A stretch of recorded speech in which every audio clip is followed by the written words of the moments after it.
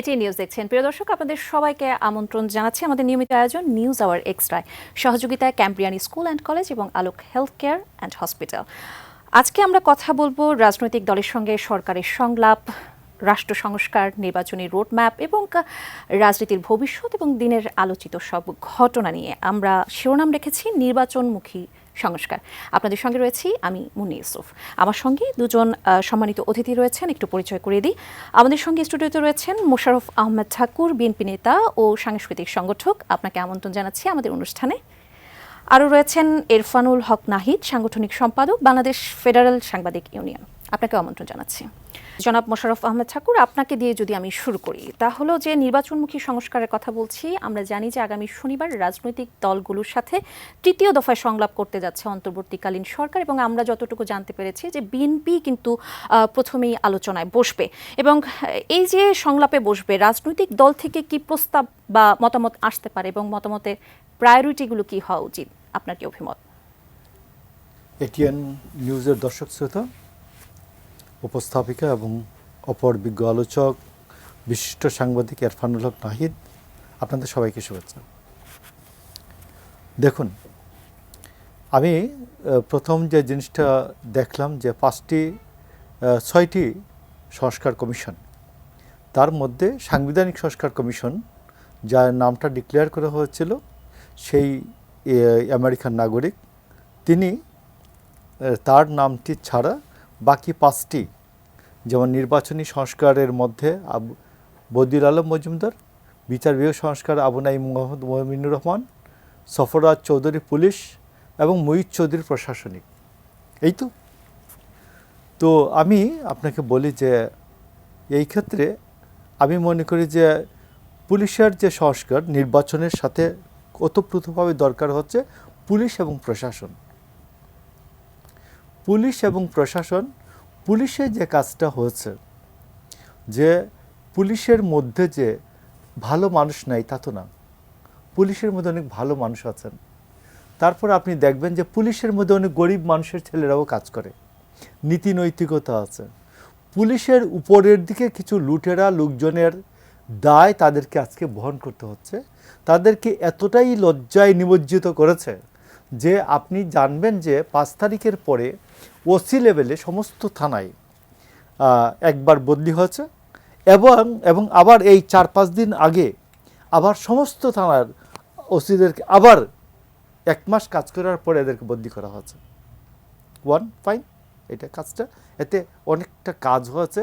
যে পুলিশের যে বিভিন্ন জায়গায় যে চক্ষুলজ্জা ছিল, দেখুন সমস্যাটা কি, যেমন পুলিশকে এর আগের যে পুলিশটা 5 তারিখের পরে 15 তারিখের আগস্টের 15 তারিখের পরে ডেডলাইন ছিল, এরপরে নাম জিজ্ঞেস করলো, তো বদলি হলো, সব ওসিরা আসলো। তো আমার এখানকার ওসি যিনি, তো তার সাথে যখন কথা হলো, আমার হবিগঞ্জ জেলার বানিয়াচং, আমি ওসি সাহেবকে জিজ্ঞেস করলাম, উনি ফোন করেছে, আমরা এখানে কাজকর্ম করছি যেন আপনাদের সহযোগিতা পাই। আমি বললাম 100 বার সহযোগিতা পাবেন। যখন আমি বললাম যে ভাই, আপনি এর আগে কোন স্টেশনে ছিলেন, ও লোক সাথে সাথে খুব একেবারেই যেন একেবারে স্তম্ভিত হয়ে গেল। কতক্ষণ 2-3 মিনিট মাম, এরপরে বলল, এটা কি না জানলেই হয় না। আমি বললাম থ্যাংক ইউ। এখন বিষয়টা হলো যে পুলিশ সেকেন্ড টাইম আবার ট্রান্সফার হওয়ার পরে এখন বলবে যে আমি আপনার আগের স্টেশন কোথায় ছিল, বলে আমি বানিয়াচঙ্গে ছিলাম। তাইলে বানিয়াচঙ্গে তার কোনো অপকর্ম তো আর পাওয়া যাবে না। তাইলে পুলিশের যে এই যে বিষয়টা, যে সব পুলিশে যে অপকর্ম করেছে তা না, আমি বলবো না, কিন্তু পুলিশকে পুরো বিষয়টাতে লজ্জায় নিমজ্জিত করেছে। তাদের ফেস সেভিংসের যে বিষয়টা, এটা নাই। কিন্তু একই ক্ষেত্রে আপনি দেখবেন যে প্রশাসনের যে বড় যে কাজটা, নির্বাচনের যে কাজটা বড়, প্রশাসন অ্যাসিস্ট্যান্ট রিটার্নিং অফিসার হলো টিএনও, একজন টিএনও বদলি হয় নাই। বহাল তবিয়তে আছেন, যিনি ছাত্রলীগের নাম পরিচয় দিয়ে 5 তারিখের সকালে বলেছেন, আমি ছাত্রলীগের উমুক ছিলাম, আমি উমুক হল কমিটির সভাপতি, আমি উমুক হলের সভাপতির ভাই, আমি ছাত্রলীগের নেতা, আমি 3 পুরুষ ধরে আওয়ামী লীগ করি। তিনি এখনও আছেন। তিনি এখনো আছেন। এবং স্থানীয় প্রশাসনের দায়িত্বও কিন্তু তারা রয়েছে। হ্যাঁ, স্থানীয় প্রশাসনের দায়িত্ব। তিনি যেখানে দেখছেন যে ধরেন এই যে গণহত্যায় বিভিন্ন যে ইউপি নির্বাচনটা তো বেসিক্যালি হয় নাই জানেন, ইউপি নির্বাচনে মেম্বার লেভেলে নির্বাচনটা হয়েছিল, বাট চেয়ারম্যান লেভেলে কোনো নির্বাচন হয় নাই, কারণ ওইখানে নৌকা ছিল, ওটা এমনি পাস, দলীয় প্রতীক ছিল। তো এই চেয়ারম্যানদের ম্যাক্সিমামরাই লাঠি বন্দুক নিয়ে ম্যাক্সিমাম ক্ষেত্রে দেখবেন যে মহড়া দিয়েছে 2, 3, 4, মানে সরকার 4 তারিখে তো বললো প্রতিরোধ করো, তারা 2, 3 তারিখ থেকে স্থানীয়ভাবে প্রতিরোধে নেমে গেছিলেন ছাত্র জনতাকে। তো সেই চেয়ারম্যানরা এখন তো পলাতক, যেসব জায়গায় মার্ডার হয়েছে এইসব জায়গায় ওই চেয়ারম্যানরা উস্কানিদাতা হিসাবে মার্ডার কেসের আসামি। এখন ইউনো সাহেব হচ্ছেন এই যে পলাতক চেয়ারম্যানের জায়গায় যে একজন প্যানেল চেয়ারম্যান, ইউপি মেম্বারদের থেকে একজন প্যানেল চেয়ারম্যানকে দায়িত্ব দিবেন, এটা দিচ্ছেন না কখন? যে ইউনো সাহেব মনে করছেন যে তার সাথে যারা যোগাযোগ করছে, সে আওয়ামী লীগের কঠিন আওয়ামী লীগ চেয়ারম্যান, উনি যোগাযোগ করছে, বলছে আমি দিচ্ছি, ইনকোয়ারি হচ্ছে, আর যেখানে গিয়ে টাকা পয়সার লেনদেন হয়ে যাচ্ছে উনি পরের দিনই বলছে প্যানেল চেয়ারম্যান এখানে দায়িত্বে চলে যান কথাটা। এবং স্থানীয় প্রশাসনে একটা অরাজকতা চলতেছে, এটার যে কোনো সময় এটার একটা বিস্ফোরণ হতে পারে, আমি বলতেছি, আর একটা গণবিস্ফোরণ হতে পারে। তাহলে এই সংস্কারের প্রস্তাব কি আপনাদের থাকবে যে সংলাপে বসছেন আপনারা শনিবার? আমি আপনাকে বলি সংস্কারের প্রস্তাব, আমি বলবো যে যতগুলি ইউপি চেয়ারম্যান, আমি আপনাকে বলছি, আমি এটা মাইক্রো লেভেলে বলছি, যে যতটি ইউনিয়নে মার্ডার কেসের মানে এই গণঅভ্যুত্থান 16 জুলাই থেকে 5ই আগস্ট পর্যন্ত, গত 5ই আগস্ট পর্যন্ত যেসব খুন খারাপি হয়েছে বাংলাদেশে, এই খুন খারাপির সাথে যেসব ইউপি চেয়ারম্যানরা জড়িত, এদেরকে ইমিডিয়েট, যারা আসামি হয়েছেন এদেরকে ইমিডিয়েট চেক না করেন, ঠিক আছে, চার্জশিট হলে অটোমেটিক্যালি চেক হবে, বাট বাই দিস টাইম জনগণ যেন সাফার না করে, কারণ আপনি এই 4,500 5,000 ইউনিয়নে আপনার দেওয়ার মতো অফিসার নাই আপনার হাতে, তো আপনি ইউপি মেম্বারদের থেকে প্যানেল চেয়ারম্যান দায়িত্ব দিয়ে দেন। দায়িত্ব ইতিমধ্যে দেওয়া হয়েছে এবং স্থানীয় প্রশাসনেও কিন্তু যারা সিভিল সার্ভিসে রয়েছেন তাদেরকে দায়িত্ব দেওয়া হয়েছে কিছু। আপনি একটা থানা লেভেলে সিভিল সার্ভেন্টরা, মানে আপনার কেন্দ্রীয় সিভিল সার্ভেন্ট যারা বিসিএস অফিসার, এই লেভেলের বিসিএস অফিসার, এতজন বিসিএস অফিসার নাই 15-20টা ইউনিয়নের দায়িত্ব নেওয়ার মতো। এবং এখন ইউনিয়নগুলি প্রতিদিন জন্ম নিবন্ধন থেকে আরম্ভ করে নাগরিকত্ব সনদ থেকে আরম্ভ করে বিভিন্ন কিছু, যে এত কাজ আছে ইউনিয়নে, তো এই জায়গায় 1-2 ঘন্টার জন্য বা সপ্তাহে একদিন গিয়ে একজন ইউপি চেয়ারম্যানের দায়িত্বে বসবেন একজন অফিসার, এটাতে হবে না। এটা বেটার যে ইউনিয়ন পরিষদের মেম্বারদের মধ্য থেকে যারা ওইখানে স্থানীয়ভাবে চিনেন, লোকজনকে জানেন, এদের মধ্য থেকে দায়িত্ব দিলে অনেকটা ভালো হবে আমাদের আইডিয়া। আচ্ছা, নাম্বার 1।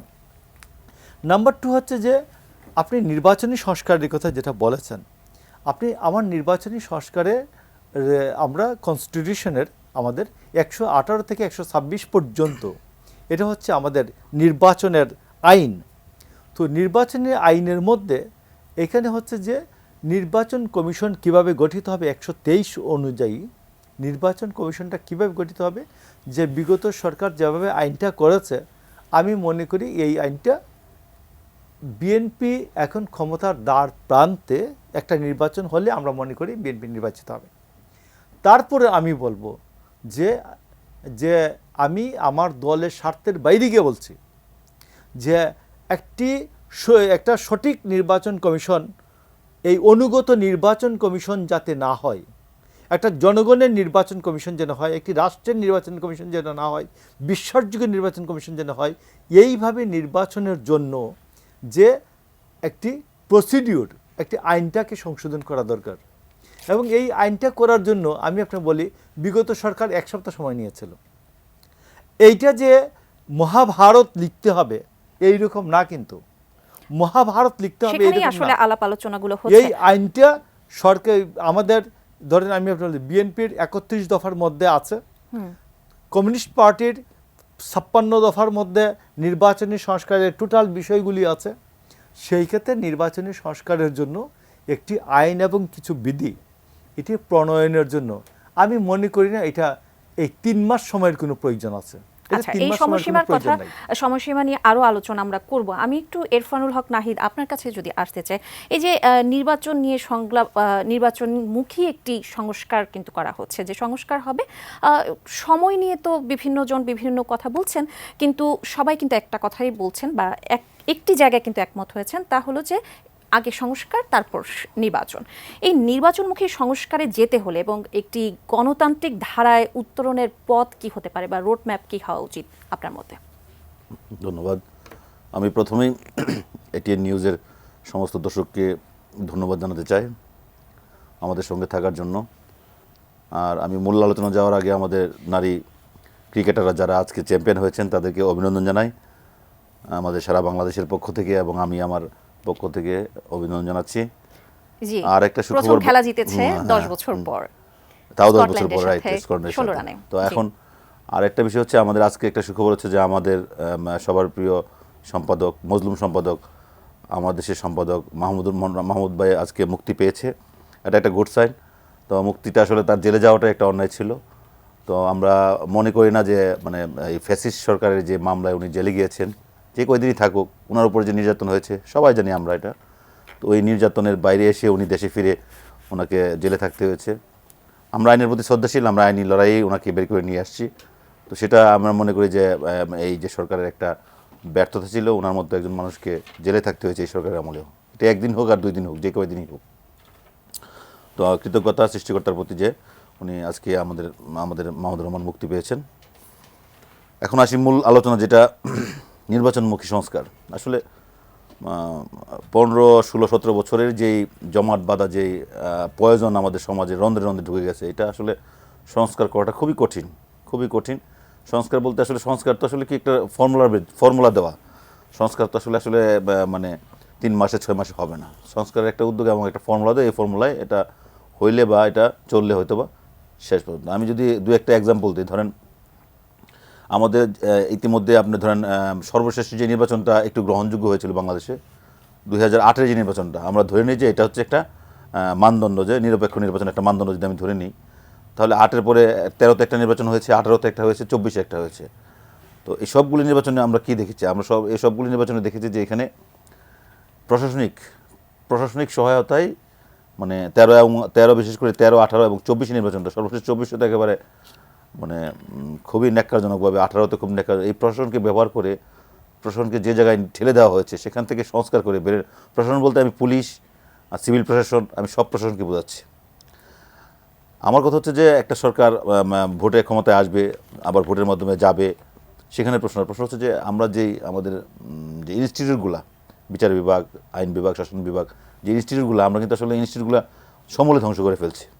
আপনি জানেন যে এই দেশে 5ই অগাস্টের পরে বেশ কয়েকদিন ছিল যখন কোনো পুলিশ প্রশাসন মানে আমাদের আইনি সহায়তা নেওয়ার মতো জায়গা ছিল না। আমরা যারা ঢাকায় ছিলাম বা ঢাকার বাইরে ছিলাম, আমাদের জায়গা ছিল না যে কোথাও আইনি সহায়তা পাবো। কেন হয়েছে সেটার জন্য দায়ী হচ্ছে বিগত এই ফ্যাসিস্ট সরকার। এই ফ্যাসিস্ট সরকারের যে কার্যকলাপ, এতে করে পুলিশকে, বিশেষ করে আইন শৃঙ্খলা রক্ষা করার বাহিনী যে পুলিশকে এতটাই কলুষিত করেছে যে তারা মোরালিটি হারিয়ে ফেলেছে। সেই মোরালিটির জায়গা থেকে ওনারা কতটুকু, আমার মনে হয় না খুব বেশি কামব্যাক করতে পেরেছে। একটা মামলা নিতে গেলে, এখনও একটা জিডি নিতে গেলে অনেক চিন্তা ভাবনা করা হয়, একটা মামলা ইনকোয়ারি হয় না। আপনারা জানেন যে মানে এনটিভির বার্তা সম্পাদক সীমান্ত খোকন, আমাদের বন্ধু, সে পরশুদিন মারা গেছেন বা আত্মহত্যা করেছেন। আমরা যেহেতু আত্মহত্যা করছেন, এবং তার লাস্টে রিকভারি করার জন্য আমাকে অনেকবার ফোন দিতে হয়েছে থানায়, অনেকেই ফোন দিছে। তো আমরা এই যে স্লো হয়ে গেছে প্রশাসন, এই যে তারা নিরুৎসাহিত হয়েছে, যারা মোরালি ভেঙে পড়েছে, এটার জন্য স্লো, মানে এটা আসলে খুবই অ্যালার্মিং। কারণ আমরা তো নাগরিক জীবন বা গ্রাম জীবন সব জায়গায় আমরা পুলিশকে আমাদের নিরাপত্তার জন্য কি আমরা ভাবি, সেই জায়গায় পুলিশ প্রশাসনটাকে টোটালি ধ্বংস করে দেওয়া হয়েছে। এই যে এখানে যে আপনি কী সংস্কার করবেন, এখানে সংস্কার করবেন, আপনি ধরেন আপনি কিছু অফিসারকে রিটায়ারমেন্টে পাঠিয়ে দিলেন, আপনি কিছু অফিসারকে বদলি করলেন, কিন্তু এই বদলি, আমি ধরেন যেহেতু সাংবাদিকতা করি, আমার মাথায় কিছু আইডিয়া ঘুরতেছে। ধরেন 18 ভোট, যে রাতের ভোটটা হলো, আমরা সবাই যেটা জানি রাতের বেলা ভোট হয়েছে। আজকেও আমি একজন পুলিশ অফিসারের সাথে কথা বলতেছিলাম, আমার একদম ক্লোজারটা, এই রাতের ভোটের ডিসিরা কোথায়, আমরা কি জানি সেটা? এই রাতের ভোটের এসপিরা কোথায়, ইউনোরা কোথায়, ওসিরা কোথায়? আসলে এই জায়গায় হাত দিতে হবে যে এদেরকে খুব কঠিন না কিন্তু বিষয়টা। আপনার 64টা ডিসি, 64টা এসপি, আপনার হচ্ছেন 4-500-500 মতো ধরেন থানা, এর মধ্যে ইউনো আছে, ওসি আছে, তো এখন 1,500-2,000 লোক, এরাই তো মূলত।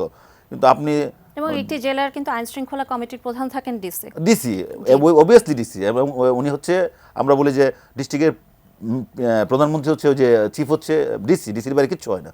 তো এরা যেই কাণ্ডটা ঘটিয়েছে 18 সালে, তারাও কি করেছে, কিন্তু 18 সালে যে ন্যাক্কারজনকভাবে রাতের বেলা যে ভোটকাস্টিং হয়েছে, যেভাবে উৎসাহিত করা হয়েছে, যেভাবে এটাকে আপনার কলুষিত করা হয়েছে, তারা কোথায় আজকে? আমরা যদি এই জায়গাটা ধরেই কাজটা করি, সংস্কার, আমি একটা জায়গায় শুধু ধরিয়ে দিলাম আর কি, তাহলেই তো আসলে ফোকাসে চলে আসছে। আচ্ছা, ডিসি সাহেব আছেন, কোথাও কোথাও লুকিয়ে আছেন, অনেক ভালো পোস্টিং আছেন, আমি নির্দ্বিধায় বলতে পারি, নাম বলে মিনিমাম গোটা 10 নাম আমি বলে দিতে পারবো আজকে। আমি নাম বলছি না, আমি যেহেতু সংস্কারের জন্য কমিটি হয়েছে, ওটা দায়িত্ব ওনাদের, আমাদের শুধু ধরিয়ে দেওয়া। আমি আজকে ধরিয়ে দিলাম যা 18 ডিসি, এদেরকে ধরলে তো হয়। আসেন এবার বিচার বিভাগে সময় যে জাজমেন্টগুলি হয়েছে, যে ব্যাড জাজমেন্টগুলি হয়েছে, কারণ কারা দিয়েছেন এটা আমরা সবাই জানি, কোন বিচারপতি তারা কোথায় এখন। তো লোয়ার কোর্টে বলেন, হাইকোর্ট বলেন, সব জায়গায় তো। একজন রাষ্ট্রের নাগরিক হিসেবে আমি মনে করি যে সংস্কারটা খুব জরুরি ছিল, এবং সংস্কারের লক্ষ্যে যে কমিটিগুলি হয়েছে, আমি সাধুবাদ জানাই ওনাদেরকে, আমি সরকারকেও ধন্যবাদ জানাই যে একটা কমিটি দিয়েছেন। শুধুমাত্র ওই নাগরিকত্বের প্রশ্নে যেই আমাদের সংবিধান সংস্কারের যেই কমিটিটা, ওটা বাদ রেখেছেন, আর বাকিগুলো দিয়েছেন যে 5টা কমিটি। আমি বিশ্বাস করি যে খুব দ্রুতই ওনাদের কাজগুলো শুরু করবেন এবং শেষ করবেন। আমি আরেকটা বিষয় বলতে চাই যে আপনি দেখেছেন গতকালকে দৈনিক কালবেলা একটা নিউজ হয়েছে, ডিসি পোস্টিংয়ের ক্ষেত্রে লেনদেন, এটা সব মিডিয়াতেই পরে ফোকাস করেছে, মূলত কালবেলাই করেছে। তো কালবেলার যে নিউজটা, ধরেন আমি এটা বিশ্বাসযোগ্য বা এটা বিশ্বাসযোগ্য না, আমি ওই জায়গায় যেতে চাচ্ছি না, আমি মাঝামাঝি থাকি। তিনজন উপদেষ্টা নিয়ে একটি কমিটি গঠন করেছে, আমি এটা মাঝামাঝি থাকছি। ধরেন সত্য যদি না হয় তাহলে কি দাঁড়ায়, আর সত্য যদি হয় তাহলে কি দাঁড়ায়? দুইটা বিষয় যদি আমি একটু টাচ করি, যদি সত্য না হয় তাহলে আমাদের মিডিয়া চলছে কোথায়? আমাদের মিডিয়াতে যারা এই বিগত ফ্যাসিস্ট সরকারের দোসর ছিল, তারা সবাই বহাল তবিয়তে আছে। আমি নাম বলে দিতে পারবো, যারা মিটিং করেছে, সম্পাদকরা মিটিং করেছে,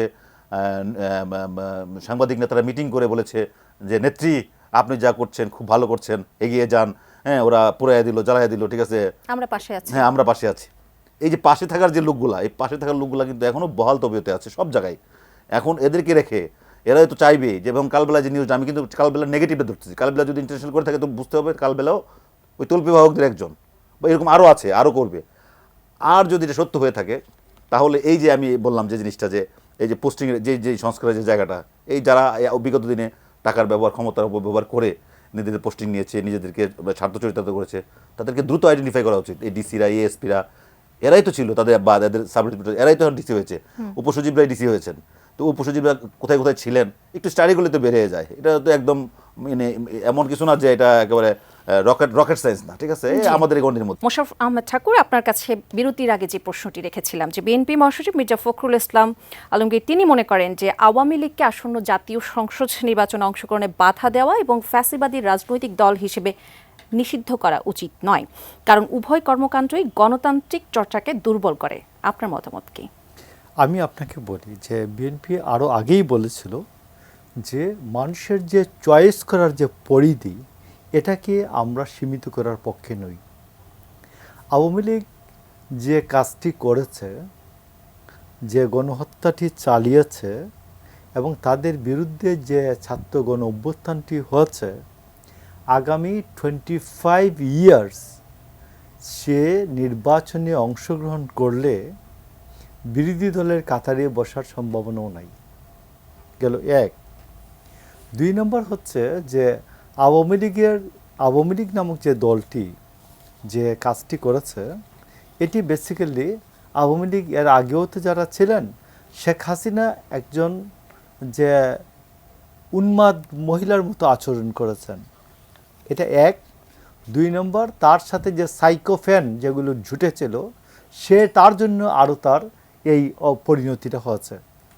তার সাথে যদি একজন ব্যক্তিত্ব সম্পন্ন মহাসচিব থাকতো, একজন ব্যক্তিত্ব সম্পন্ন স্বরাষ্ট্রমন্ত্রী থাকতো, একজন ব্যক্তিত্ব সম্পন্ন আইনমন্ত্রী থাকতো, তাহলে এই ঘটনাটি নাও ঘটতে পারত।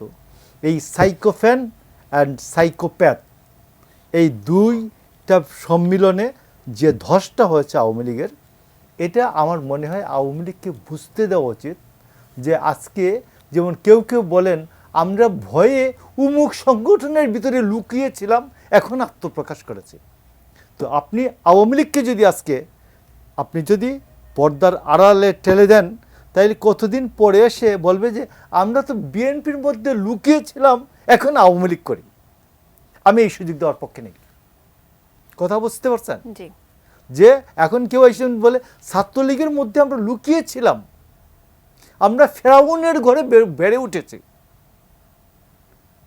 এইসব ভগিযোগীর মধ্যে বিএনপি, ল্যাঙ্গুয়েজটা আমি একবারে ইচ্ছা করে বললাম, এই সব ভগিযোগের মধ্যে বিএনপি বিশ্বাস করে না।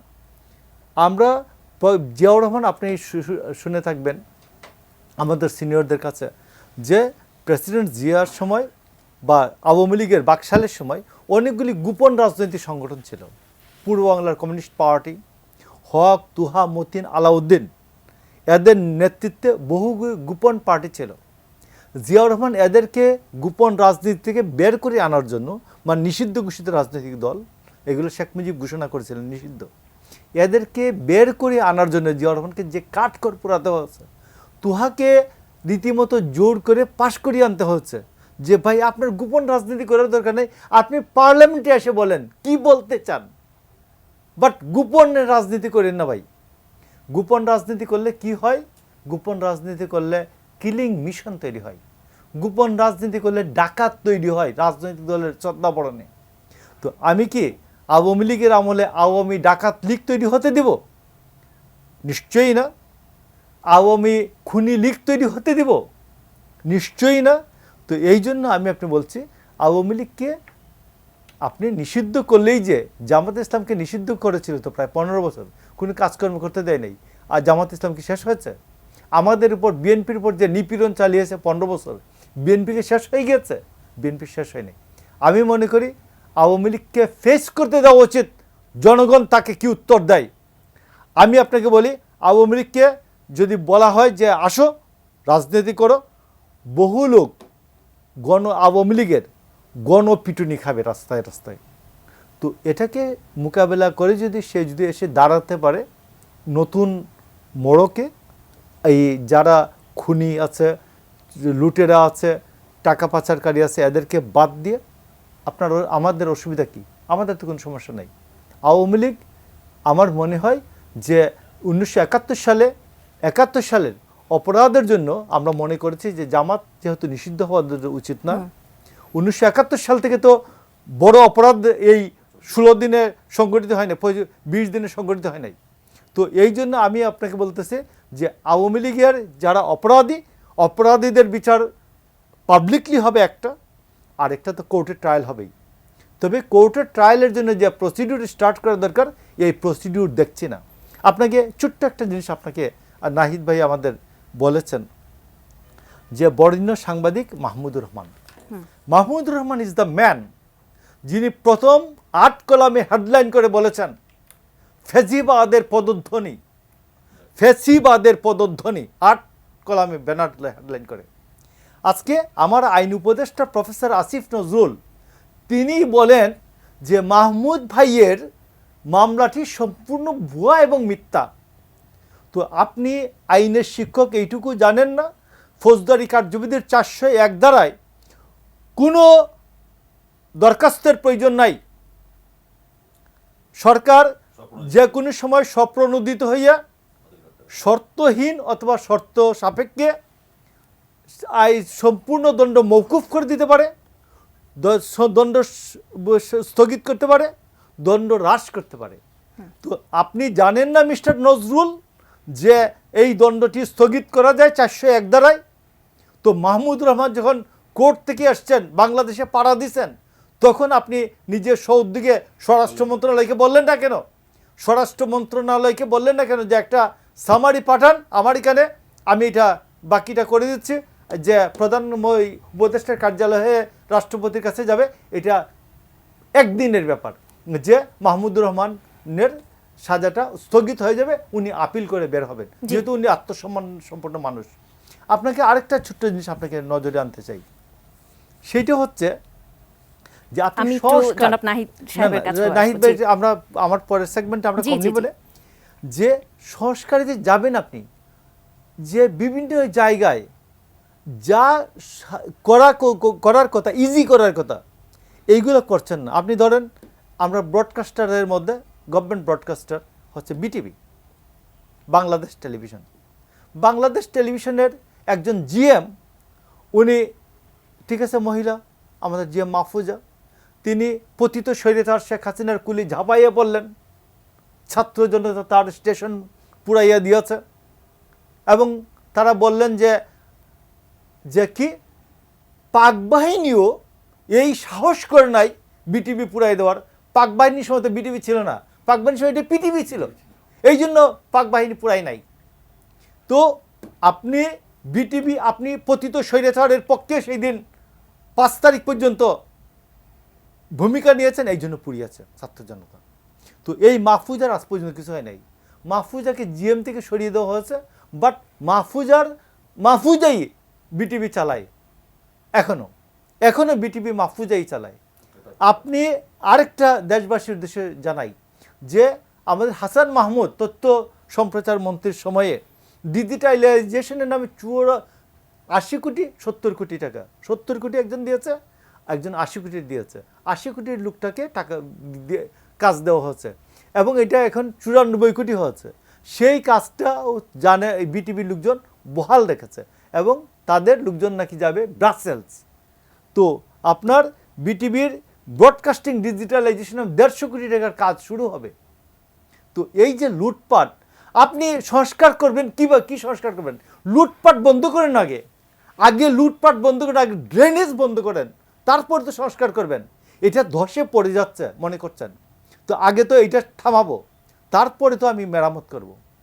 আরে ভাই, আগে আপনার ড্রেনেজ হয়ে যাচ্ছে, আপনার এটা ধসে পড়তেছে, ধ্বংসের প্রসেস এখন চলতেছে, ধ্বংসের প্রসেস আপনি থামান না, আপনি বলবেন সংস্কার করবো, মেরামত করবো, আগে ধ্বংসের প্রসেসগুলো থামান।